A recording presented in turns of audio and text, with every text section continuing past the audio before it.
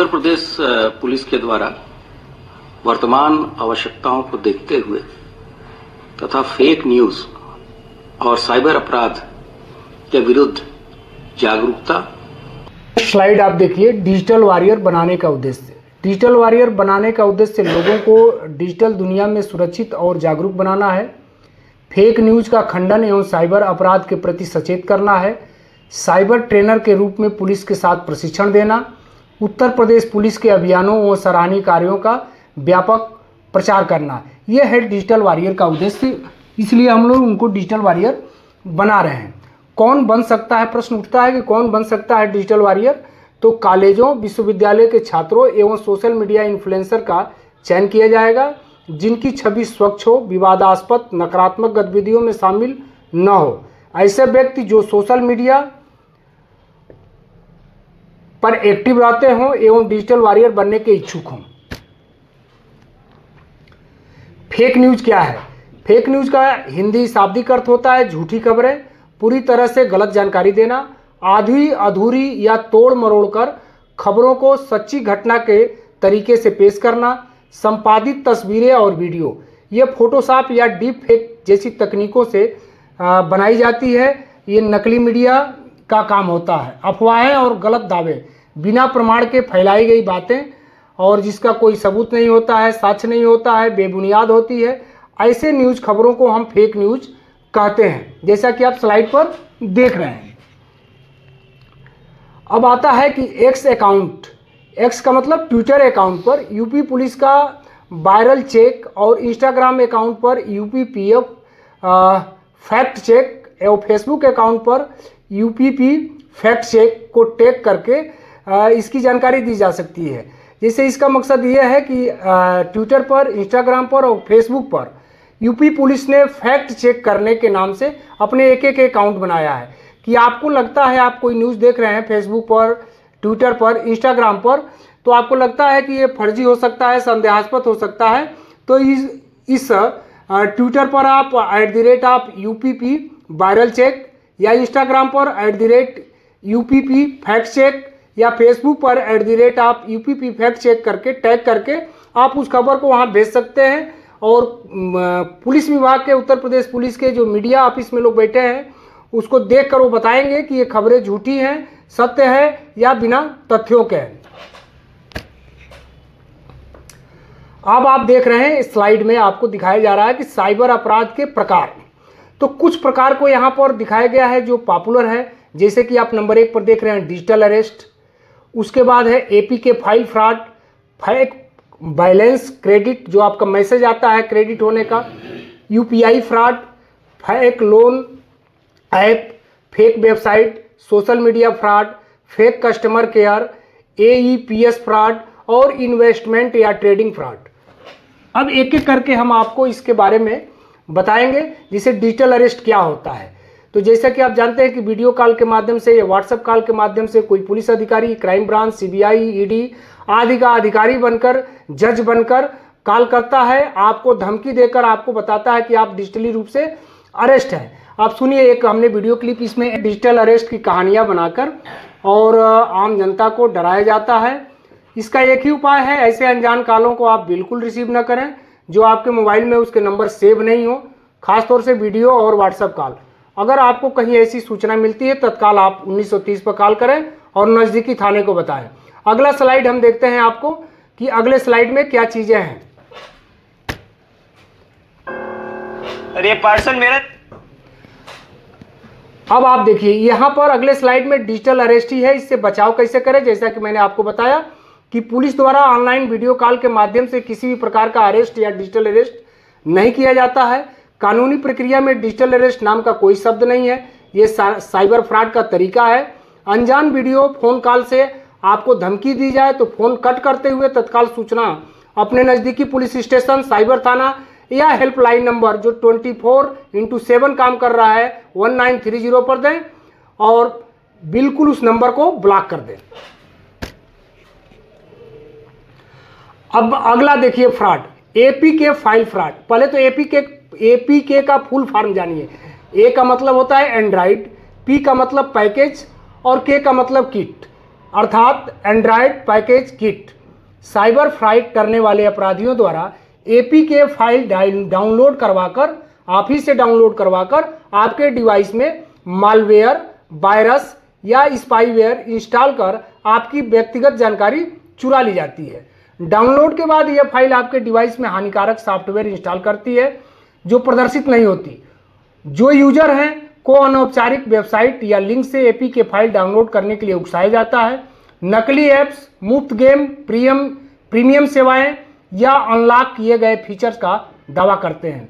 APK file के link WhatsApp, Telegram या अन्य सोशल मीडिया प्लेटफॉर्म पर शेयर किए जाते हैं।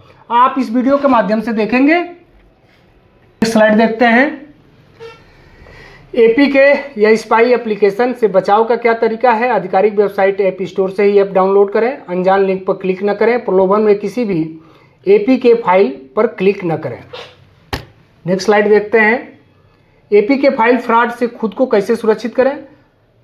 वही चीज़ें हैं WhatsApp app setting, phone setting, eScan, CERT In bot removal app download करके।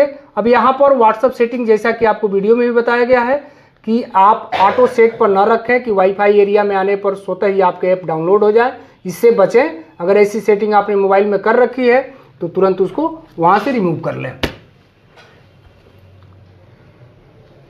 ये तरीका कुछ इसमें बताया गया है। थोड़ा सा जूम करके इसको दिखा दीजिए कि स्टेप 1 और स्टेप 2 में कैसे हम व्हाट्सएप ऐप की सेटिंग करें। इसको 2 स्टेप वेरिफिकेशन कहा जाता है। नेक्स्ट स्लाइड आप देखते हैं। फ़ोन सेटिंग में जो 4 स्टेप हैं, ये चारों स्टेप करके हम सेटिंग में जाकर इंस्टॉल अनलॉक ऐप सर्च करेंगे। सुनिश्चित करेंगे कि सभी विकल्प डिसेबल्ड अथवा टर्न ऑफ हों। और आप इसको थोड़ा सा जूम करके दिखाइए ताकि लोग इसको जब वीडियो में देखें तो चारों स्टेप को समझ सकें। नेक्स्ट देखते हैं स्लाइड। ई स्कैन CERT इन बूट रिमूवल ऐप। इसके भी चारों स्टेप को आप जूम करके एक बार दिखा दें।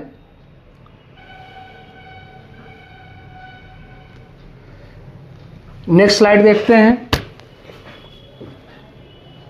Fake balance credit message. ये बहुत डिजिटल अरेस्ट के बाद जो सबसे बड़ा फ्रॉड आजकल सामने आ रहा है वो इसी फ्रॉड का आ रहा है। इसी तरह का साइबर क्राइम इससे हो रहे हैं। कैसे हो रहे हैं हम आपको डिटेल में बताते हैं।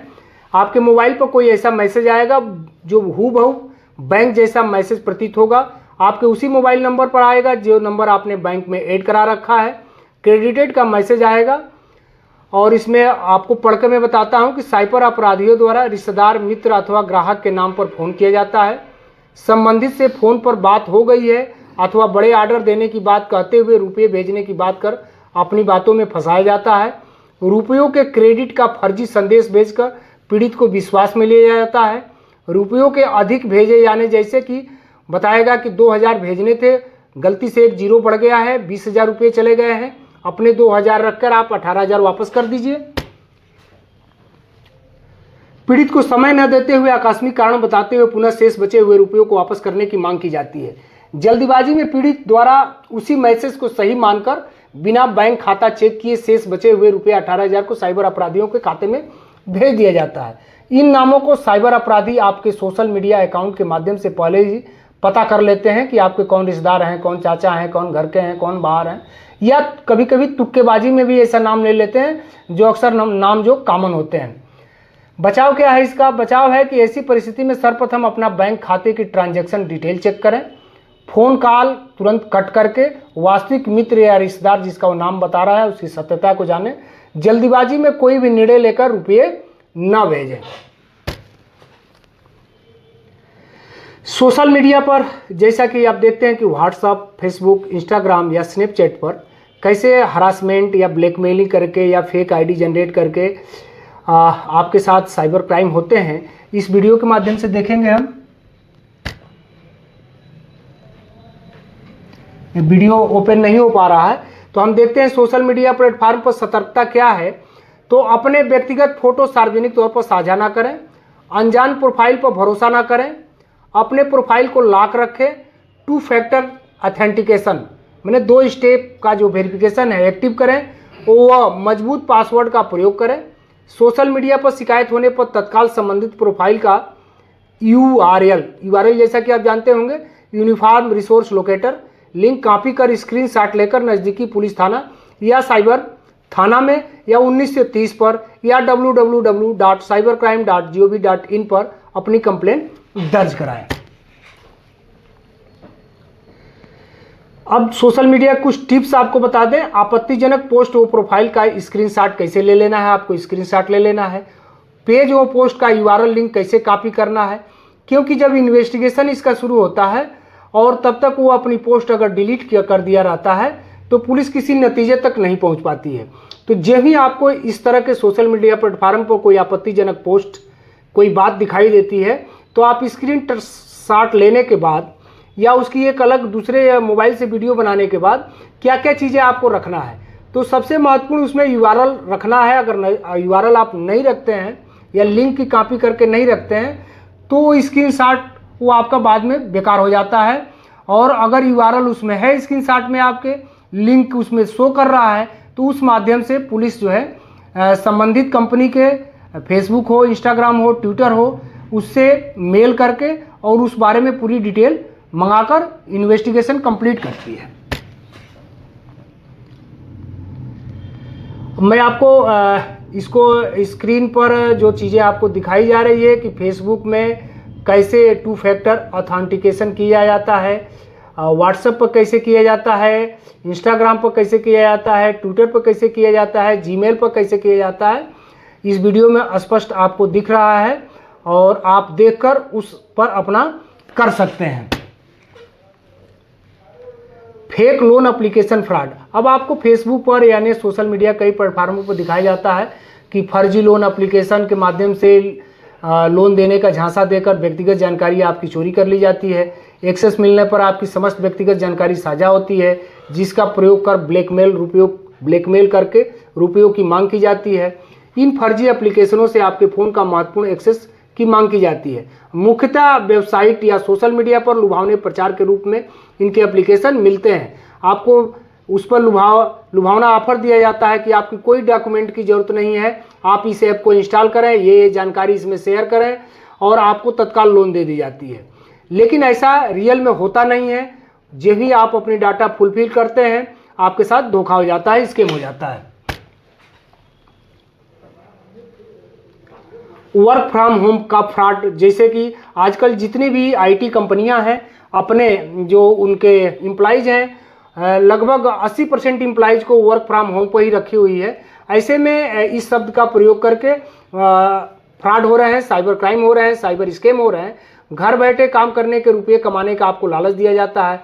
कभी कहा जाता है कि आपको केवल पेंसिल भरना है, ये बॉक्स है, ये चीज़ें हैं, इसके लिए आपको इतना रुपया दिया जाएगा, या आप ये फार्म भरिए, ऑनलाइन फार्म भरिए, ऑफलाइन फार्म भरिए। अब आप उस झांसे में आ जाते हैं। अलग से आपका एक खाता भी वो खुलवा देते हैं सब कि जो हमारे द्वारा आपको वेतन दिया जाएगा वो आपके इस खाते में जाएगा, उसका अकाउंट नंबर। अब नेक्स्ट स्लाइड पर आप देख रहे हैं fake customer care. Be aware of customer care fraud. आप गूगल जे भी खोलते हैं, क्रोम जे भी खोलते हैं, कोई वेबसाइट आप सर्च करते हैं, उस तरह के तमाम नकली वेबसाइट सेम उसी नामों से आपको वहाँ पर मिलते हैं। ऐसे फेक कस्टमर केयर नंबर से आपको हॉस्पिटल में नंबर लगाना है, जहाँ पर पैसे देकर, पैसे भेजकर और नंबर लगता है मरीज को दिखाने के लिए। और आपको पता है कि वहाँ पर हॉस्पिटल पर ऐसा होता है। उस हॉस्पिटल के नाम से तमाम फेक वेबसाइट पड़े हुए हैं गूगल पर। आप जो ही सर्च करेंगे आपको ओरिजिनल कस्टमर केयर नंबर नहीं मिलेगा। होटल हो, हमने एग्जाम्पल दिया अस्पताल का, होटल बुक कराने के नाम पर, हॉस्पिटल में एडमिट होने के नाम पर, इलाज कराने के नाम पर, कोई सामान परचेज करने के नाम पर, तमाम इस तरह के कस्टमर केयर नंबर फ्रॉड पड़े हुए हैं जो उससे बिल्कुल मिलते जुलते हैं। जब ही आप उस नंबर पर डायल करेंगे आपको बिल्कुल उसी तरह से वो कस्टमर केयर पर बात करेगा जैसे कि कस्टमर केयर एम्प्लॉय बात करता है। आप उस भ्रम में आ जाएंगे। पहले 1 रुपया या 5 रुपया कंफर्म करने के लिए आपसे वो डिमांड करेगा। आप उसको भेजेंगे। भेजने के बाद जो है आपका खाता डिटेल वहाँ पहुँच गया। फिर वहाँ से आपको बताएगा कि हाँ आपका नंबर बिल्कुल क्लियर कर दिया गया है, एक OTP आपको जा रही है। इस OTP को आप यहीं बताएंगे, आपको नंबर बता दिया जाएगा कि कौन सा होटल नंबर आपको बुक हुआ है या हॉस्पिटल में किस नंबर पर आपके मरीज को दिखाया जाना। ये तो हमने होटल और हॉस्पिटल एक एग्जाम्पल बतौर बताया। तमाम तरह के इसमें इस तरह से फ्रॉड हो सकते हैं। अगला स्लाइड हम देखते हैं। हनी ट्रैप बहुत पुराना कंसेप्ट है, काफ़ी सालों से 15-20 सालों से इस तरह का हनी ट्रैप के जिसमें सेक्सटॉर्शन भी आप इसको कहते हैं। एक आपको न्यूड वीडियो कॉल आएगा और उस दौरान आपके और वीडियो कॉल करने वाले दोनों का स्क्रीन रिकॉर्डिंग कर ली जाएगी, स्क्रीनशॉट ले लिए जाएंगे, फिर आपको ब्लैकमेल किया जाएगा। तो इससे बचना है। अगर आपके साथ ऐसा हो गया है, आपके किसी जानने वाले के साथ ऐसा हो गया है, तो बिल्कुल हिचकिचाए ना, बिल्कुल उसको वायरल होने की धमकी के झांसे में न आए। 1930 पर कॉल करें या अपने नज़दीकी पुलिस स्टेशन पर इन्फॉर्म करें।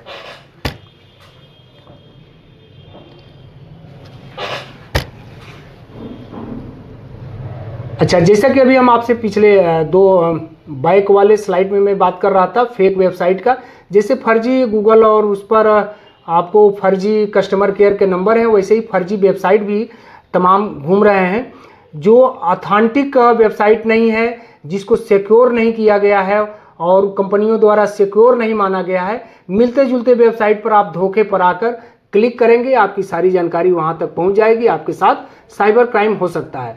इसमें नामचीन कंपनियां, जो बड़ी बड़ी नाम की कंपनियां पर आकर्षक नकली वेबसाइट बनाकर धोखेबाज असली वेबसाइट की तरह से नकल करते हैं। आम जनता को वित्तीय जानकारी चुराने, व्यक्तिगत डेटा चोरी करने या नकली सेवाओं और उत्पादों के नाम पर पैसे ऐंठने के उद्देश्य से बनाई जाती है। वेबसाइट के सुरक्षा मानकों की जांच आप कर ले। पहले आपको इसमें ध्यान देना है, जैसा कि आप इस स्लाइड में देख रहे हैं, लिखा है HTTPS। अगर किसी वेबसाइट में यस नहीं जुड़ा हुआ है, इसका फुल नेम जैसा कि आप जानते हैं, एच का मतलब हाइपर, टी का टेक्स्ट ट्रांसफर, पी का मतलब प्रोटोकॉल, एस का मतलब सिक्योर होता है। तो अगर कोई website hyper text transfer protocol secure में नहीं है, आगे आप डबल स्लैश का लाइन देख रहे हैं, तो आप समझिए कि वो वेबसाइट फर्जी है या फर्जी होने का उसमें अंदेशा है। तो आप वेबसाइट को पहले क्लियर कर लें कि जो आपने वेबसाइट चयन किया है वो आपका वेबसाइट सिक्योर है, नहीं है, फर्जी तो नहीं है, तब उस पर आप क्लिक करें, अपनी जानकारी शेयर करें। UPI रिक्वेस्ट मनी, अब UPI का आप जानते ही हैं, पैसा ट्रांजैक्शन के बहुत बड़ा ये प्लेटफार्म है। फ्रॉड करने वाला व्यक्ति मित्र या रिश्तेदार बनकर रुपये भेजने की बात कर भ्रमित करते हुए रिक्वेस्ट मनी पहले आपको भेजता है। आपको विश्वास में लेकर रुपये प्राप्त करने के लिए UPI पिन डालने को कहकर आपके साथ फ्रॉड कर लेता है। ध्यान दें, कभी भी रुपयों को प्राप्त करने के लिए UPI पिन की आवश्यकता नहीं होती है। नेक्स्ट स्लाइड देखते हैं। ऑनलाइन सेल और परचेज, जैसे कि आप फेसबुक पर, ट्विटर पर, इंस्टाग्राम पर तमाम ऐसे सेल्स और परचेज के लिए ऑफर पड़े रहते हैं, जिसमें खुद को अपने को मिलिट्री वाला बताकर, किसी अन्य सरकारी सेवा का बताकर, किसी बड़े ओहदे का बताकर अपनी कार को, अपनी बुलेट को, अपने अन्य सामान को, पुराने यूज सामान को बेचने की बात करता है। OLX जो कि एक ऑनलाइन शॉपिंग का माध्यम है, उसके फर्जी अकाउंट बनाकर। तो इस तरह से आप उनके झांसे में ना आए, उसको तस्दीक कर लें और अगर कोशिश करें कि आप नज़दीकी अपने सेलर से जाकर ही सामानों की परचेजिंग करें। अगला फेक लीगल नोटिस फ्रॉड, आजकल ये भी कंसेप्ट बहुत बड़ा आ गया है। आपको नोटिस मिलता है और नोटिस देखते ही आपको लगता है कि इस पर तो तमाम तरह के मोहर्स भी लगे हुए हैं, बिल्कुल गवर्नमेंट का जो सिंबल है अशोक, वो अशोक चिन्ह भी उस पर दिखाई दे रहा है। तो आपको लगता है कि ये बिल्कुल ये नोटिस जो है लीगल नोटिस है और एक कानूनी रूप से सही है, आप उस झांसे में आ जाते हैं। तो फेक नोटिस फ्रॉड में धोखेबाज नकली कानूनी नोटिस आपको लीगल नोटिस सरकारी पत्र जैसा बनाकर या किसी प्रतिष्ठित संस्था से जुड़ा हुआ फर्जी दस्तावेज बनाकर लोगों को डराने या धोखा देने की कोशिश करते हैं। यह फ्रॉड अक्सर ईमेल, व्हाट्सएप, टेक्स्ट मैसेज या फिर डाक के माध्यम से किया जाता है। इस तरह की नोटिस फर्जी होती है। कोई भी सरकारी संस्था ऐसी नोटिस जारी नहीं करती है। नोटिस प्राप्त होते ही संबंधित को ब्लॉक कर साइबर सेल को सूचित करें।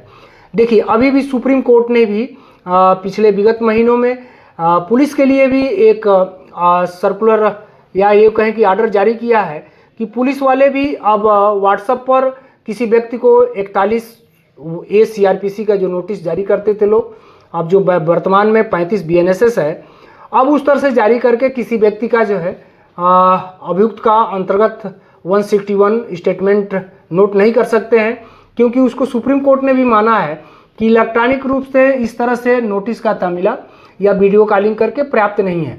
हो सकता है कि वो नंबर जिस व्यक्ति के व्हाट्सएप आप भेज रहे हो वर्तमान में किसी और को नंबर अलॉट हो गया हो और डीपी उस व्यक्ति की ही लगी हो पहले वाले नंबर वाले का, और आपने उस पर भेजकर और स्टेटमेंट आपने नोट कर लिया। बाद में पता चला कि वो साल 2 साल से तो वो नंबर यूज ही नहीं कर रहा है जो एक्यूज्ड है, जो मुलजिम है।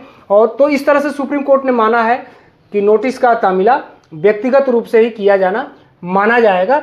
ठीक उसी प्रकार का आपको ये कोई अगर लीगल नोटिस आपको व्हाट्सएप पर, मैसेंजर पर, मैसेज बॉक्स में या ईमेल पर प्राप्त होता है तो इसको आप आधारहीन माने और इसको आप लीगल ना माने, क्योंकि इससे साइबर क्रिमिनल आपके साथ धोखा कर सकते हैं। इन्वेस्टमेंट और ट्रेडिंग का फ्रॉड, इसका भी लालच आपको सोशल मीडिया प्लेटफॉर्म पर दिया जाता है कि स्टॉक मार्केट में पैसा कमाने की लुभावनी स्कीम दिखाकर टेलीग्राम व्हाट्सएप ग्रुप में जुड़वा देते हैं लोग। फेक पेमेंट स्क्रीनशॉट और फर्जी बैंक स्टेटमेंट दिखाकर असली दिखाने वाले ऐप आपसे डाउनलोड करा दिया जाता है। शुरुआत में कम पैसे लगाकर ज़्यादा लाभ देने की बात अधिक रुपये लगाकर और फिर उनको विड्रॉल कराने के नाम पर आपसे ठगी कर ली जाती है। तो ये देखते हैं, अगर ये वीडियो चल जाता है तो इस वीडियो को group of investment fraudster invest करने के नाम पर प्रॉपर्टी में, रियल एस्टेट में, बिल्डिंग में, अन्य प्रकार के ग्रुपों में आपसे इन्वेस्टमेंट कराकर आपके साथ फ्रॉड किया जा सकता है। नेक्स्ट स्लाइड देखते हैं। AEPS fraud. ये AEPS फ्रॉड क्या है? साइबर अपराधी सरकार की ओपन वेबसाइट और सरकारी स्कीम का प्रचार कर आपसे आपके फिंगरप्रिंट और आधार की जानकारी ले लेते हैं। फिंगरप्रिंट का क्लोन बनाकर खातों से रुपयों की निकासी कर लेते हैं। अपने बायोमेट्रिक को आधार की वेबसाइट UIDAI या यम आधार पर जाकर लिंक करें। ठगी की जानकारी होने पर तत्काल सूचना अपने बैंक व साइबर सेल को दें। अपने बायोमेट्रिक की जानकारी हर जगह साझा न करें। इसका मतलब आप समझे AEPS कि गाँव में, कस्बों में, शहरों में ये साइबर क्रिमिनल्स की एक टीम चल रही है। वो आपको वर्तमान में जो भी सरकार की योजनाएं चल रही हैं उसके बारे में वो बताते हैं कि हम सरकार के संस्थाओं से जुड़े हुए व्यक्ति हैं और हम आपको इस योजना के बारे में बताने आए हैं, रजिस्ट्रेशन कराने आए हैं। लोगों को इकट्ठा करते हैं, उनके आधार कार्ड मंगाते हैं, उनके बैंक पासबुक मंगाते हैं और फिर वहीं सामने ही सभी का फॉर्म भरवाते हैं, वहीं से उनके हस्ताक्षर भी कराते हैं और विश्वास दिलाने के वहीं से अंगूठे का फिंगरप्रिंट भी ले लेते हैं और वही फिंगरप्रिंट को फिर वो क्लोन कर लेते हैं और फिर उनके खाते में पहले से जो पैसे पड़े हुए होते हैं या जो भी उनके अकाउंट में पैसे रहते हैं उसी फिंगरप्रिंट के क्लोन के माध्यम से और कस्टमर केयर के माध्यम से, जहां पर ये ग्राहक सेवा केंद्र पर जाकर उसी क्लोन के माध्यम से वो आधार कार्ड उनके पास रहती है और वो फिंगरप्रिंट का क्लोन भी रहता है, उनके पैसे निकाल लेते हैं। नेक्स्ट स्लाइड देखते हैं। अपने आधार को सुरक्षित कैसे करें, ये आपका स्टेप इसमें दिखाया गया है कि कैसे 4 स्टेप में जाके आप अपने आधार को सुरक्षित कर सकते हैं। थोड़ा सा जूम करके दिखा दें ताकि चारों स्टेप जो है देखने वाले व्यूअर्स को क्लियर समझ में आ जाए। नेक्स्ट स्लाइड पे चलते हैं। स्कैमर डिवाइस क्या होता है, इसके बारे में ये बहुत पहले से लगभग 15-16 साल पहले इस तरह के फ्रॉड ज़्यादा हुआ करते थे। ATM मशीन के कार्ड एंट्री पॉइंट पर इस तरह की डिवाइस लगा दी जाती है। कार्ड की जानकारी आसानी से वहां से प्राप्त हो जाती है। ATM मशीन कीपैड के ऊपर गुप्त कैमरा लगाकर कार्ड की पिन की जानकारी कर क्लोन कार्ड बनाकर फ्रॉड किया जाता है। हमेशा ATM से पैसा निकालते समय कार्ड एंट्री पॉइंट को खींचकर चेक कर लें। पिन डालते समय अपना हाथ ऊपर से ढक लें ताकि अगर कोई कैमरा लगा हुआ है तो आपके पिन जो आप दबा रहे हैं बटन उसको रिकॉर्ड ना कर सके। ATM का गार्ड की मौजूदगी वाले ATM मशीन का ही प्रयोग करें। ATM बूथ फ्रॉड पर क्या बचाव हो सकता है? फ्रॉड करने वाले मदद करने के नाम पर आपको अपनी बातों में फंसा लेते हैं कि आइए हम आपको अपने कार्ड से बता देते हैं कैसे आप पैसा निकालेंगे। उसी में आपके कार्ड का हेरा फेरी भी कर लेते हैं। बचाव क्या है? इसका बचाव यह है कि ATM कार्ड यूज करते समय किसी भी अनजान व्यक्ति की मदद नहीं लेनी चाहिए। अगर आपको आवश्यकता ही पड़ रही है किसी बैंक कर्मचारी को बुलाकर, बैंक का उस एटीएम के गार्ड को बुलाकर, और या अपने किसी नज़दीकी व्यक्ति को बुलाकर आप मदद ले सकते हैं। जो भी अपना पिन आप वहां डायल करते हैं, छुपाकर पिन डायल करें। अगर कोई भी व्यक्ति एटीएम बूथ में मौजूद है तो बिल्कुल आपको उसके निकलने का इंतज़ार करिए, और आप जब एटीएम बूथ में प्रवेश कर गए तो किसी दूसरे व्यक्ति को उसमें प्रवेश करने से रोक दें।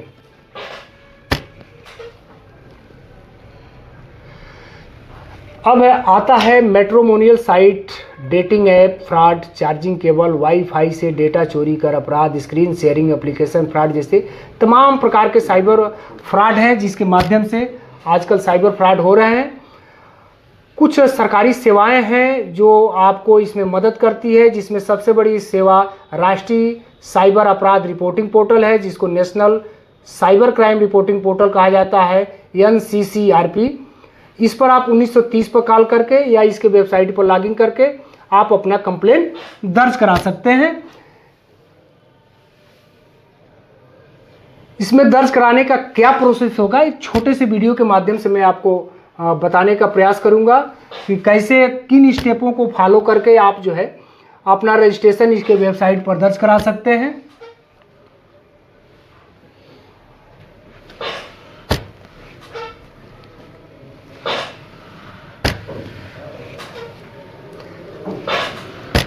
सबसे पहले आपको अपने किसी ब्राउज़र को ओपन वीडियो के माध्यम से समझे टाइप करना है cybercrime.gov.in। कुछ इस तरह से आपके सामने NCCRP पोर्टल ओपन हो जाएगा। आपको यहाँ सेकंड ऑप्शन में क्लिक करना है। यहाँ आपको दो ऑप्शन मिल जाएंगे, लर्न अबाउट साइबर क्राइम और फाइल अ कंप्लेंट, और फाइल अ कंप्लेंट पर क्लिक करना है।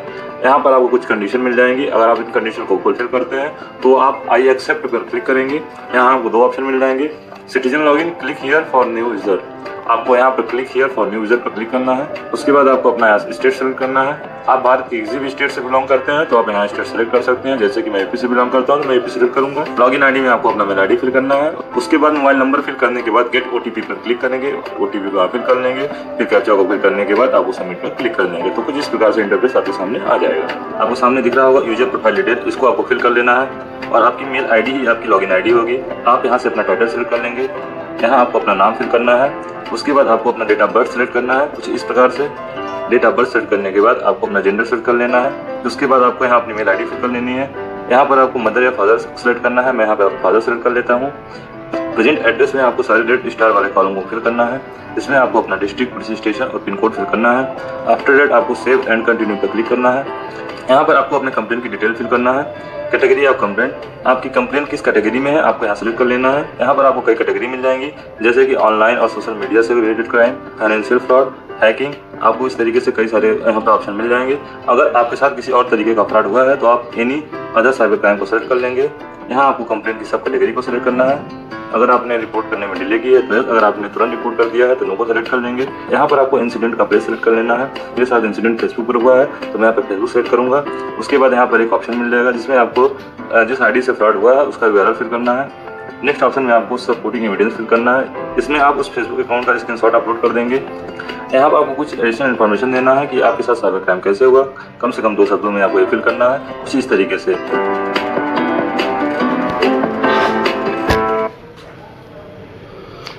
तो आप सभी लोगों को बहुत बहुत धन्यवाद। और जो भी व्यूअर्स हैं इसके बिल्कुल आप वीडियो एक बार में न समझ में आए, दूसरी बार में समझें, अपने आसपास के लोगों को दिखाएं, रिश्तेदारों को दिखाएं, दोस्तों को दिखाएं।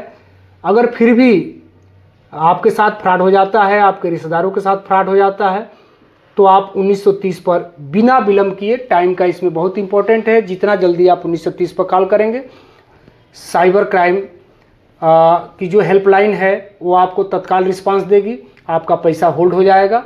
अगर आप विलंब करते हैं तो पैसा रिकवर के चांसेस बहुत घट जाते हैं। इसमें समय